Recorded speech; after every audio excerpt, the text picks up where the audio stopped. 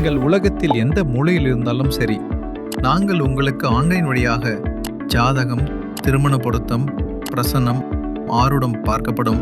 உங்களுக்கு இது எல்லாம் தேவைப்பட்டால் உடனே எங்களுக்கு கால் பண்ணுங்கள்.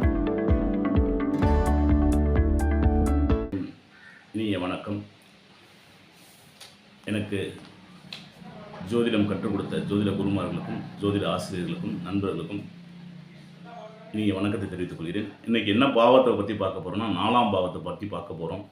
4ஆம் பாவங்கிறது பார்த்திங்கன்னா ஒரு ஜாதக ரீதியாக தாய் ஸ்தானம், கல்வி ஸ்தானம் மற்றும் வீடு, வண்டி, வாகனங்கள் அத்தனையும் குறிக்கக்கூடிய ஸ்தானம் அப்படின்னு சொல்லும்போது 4ஆம் பாகம் தான். இப்போ ஒருத்தருக்கு சொந்த வீடு அமையுமா, இல்லை நான் வாடகை வீட்டில் குடியிருப்பேனா அப்படிலாம் கேட்டு வராங்க. அப்படின்னா சொந்த வீடு, பூர்வீக சொத்து அமையணும் அப்படின்னா லக்னத்தில் 4ஆம் அதிபதி நல்லா சிறப்பாக இருந்தால் நல்ல வீடு கண்டிப்பாக அமையும்.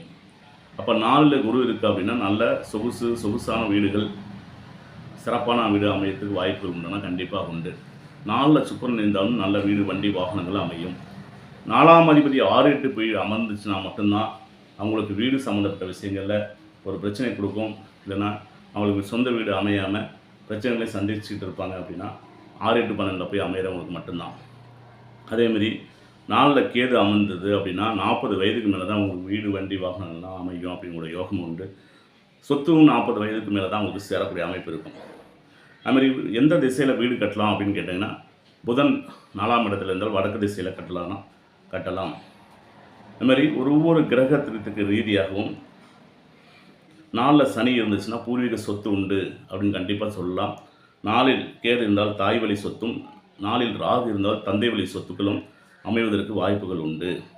இந்த மாதிரி அதேமாதிரி இந்த வண்டி, வாகனங்கள் எல்லாமே சிறப்பாக அமையும் அப்படின்னா அந்த 4ஆம் அதிபதி கெடாமல் கேந்திர ஸ்தானங்களில் வலுப்பெற்று இருக்குமாயின் கண்டிப்பாக நல்ல வீடு அமையும். 4ஆம் அதிபதி 2ஆம் அதிபதி பரிவர்த்தனை ஆகியிருந்தால் நல்ல வீடுகள் அமையும். கேந்திர ஸ்தானங்களில் பாவகிரகங்கள் இல்லா தொடர்பு இல்லாமல் அமையும் போது பார்த்திங்கன்னா நல்லா சிறப்பாக இருக்கும். இது அவங்களோட சுயஜாதகத்தில் ஆய்வின் மூலமாக நீங்கள் தெரிந்து கொள்ளலாம். மேலும் விவரங்களுக்கு சுக்கிரன் ஜோதிடனையை தொடர்பு கொள்ளவும். எனது தொலைபேசி எண்கள் 80 720 73 501. மீண்டும் அடுத்த ஒரு பதிவில் சந்திப்போம். நன்றி, வணக்கம், வாழ்க வளமுடன்.